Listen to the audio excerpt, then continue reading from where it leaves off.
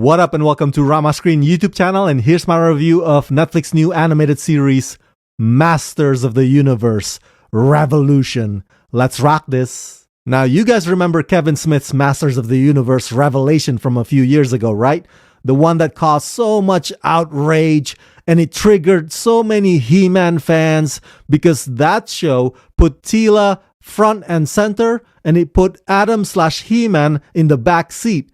A girl power themed revival that was considered too woke, and it received a lot of backlash. Look, whether or not you agree with that, whichever side you were on at that time, you gotta admit, let's keep it real, that outrage strategy totally worked in terms of getting the buzz out there about the show.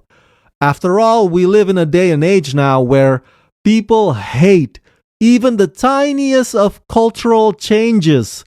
So why not get them upset by prioritizing Teela over He-Man, resulting in the show trending online and trending on social media for that very reason?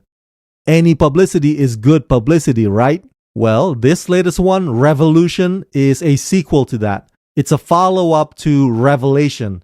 And yes, these episodes are written and produced once again by Kevin Smith, and once again, Powerhouse Animation Studios and Mattel Television incorporate or apply old school 2D animation style that makes it seem as if you're watching this in the 80s. But here's the kicker. Either Kevin Smith had learned from his mistakes, or this time he purposely wants to just play it safe. Because that's what's happening on this show. Not only do Adam and Teela share equal amount of screen time in their adventure, but the power struggle story is also more simple, more streamlined, and more straightforward, without rattling anybody's cages. And so, do I like it? Yes, I do. Masters of the Universe Revolution has its flaws, it has its hiccups, but overall, it's a thrilling, fun, action-packed He-Man show. Executive produced by Kevin Smith and produced by Mattel Television, it's technology versus magic, when He-Man and the heroic warriors face the forces of Skeletor and something more in Masters of the Universe Revolution, the new epic chapter in the battle for Castle Grayskull. The newly mechanized Skeletor, armed with the might of Motherboard, attacks the heart of Eternia, while Prince Adam grapples with a new responsibility and what that means for him as He-Man.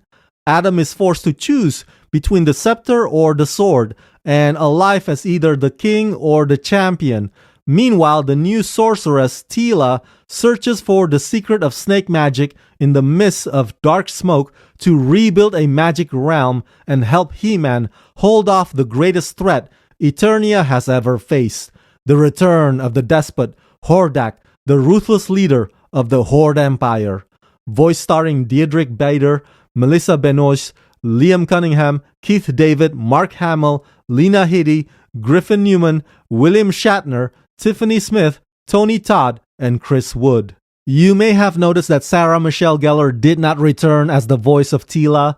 She has been replaced by Melissa Benoist, who's married to Chris Wood, who voices Adam. I don't know why Sarah did not come back. Maybe she doesn't want to deal with toxic He-Man fans anymore. Or maybe she just wants to move on to other projects, who knows. But I remember Sarah Michelle Gellar voicing Teela in the previous iteration, Revelation, was part of that show's bragging rights. But yeah, she's not involved with Revolution now. However, a certain Star Trek legend is voicing a pivotal role in Revolution. You heard me mention his name earlier. I'm not allowed to reveal further details surrounding his character at the moment since this is a spoiler-free review, but let's just say that I do enjoy the family dynamics aspect which the story heavily emphasizes. And although the twist reveal is not all that unpredictable, but it's not terrible either, because the story is consistently engaging and the stakes are pretty high for our protagonists. So there are only a total of 5 episodes. Each runs about 25 minutes on average. The first episode is the more dramatic one. It's more dialogue driven, and it takes a bit of while to set the context, which would then propel Teela on her personal mission while Adam is dealing with an estranged family member. But after that first episode, the pacing picks up, the momentum picks up, it doesn't waste too much time, and it's basically go, go, go all the way till the end. Now, the whole technology versus magic theme is interesting to me because a few years ago, there was also that CGI He-Man animated series that was geared more towards children audiences. Remember that one? That show, if I'm not mistaken, integrated or fused technology with magic. Whereas this one, Revolution, presents a dilemma in which technology is in constant battle against magic. But as I implied earlier, the way that Kevin Smith approaches it is simple, streamlined, and straightforward. There's no roundabout or confusing, perplexing way of tackling it. So much so that the only complaint that the fans will probably express is that there's not enough episodes. And I gotta be honest with you, the design for Skeletor's mechanized armor looks pretty awesome. So yeah, overall I give Masters of the Universe Revolution the rating of 4 out of 5.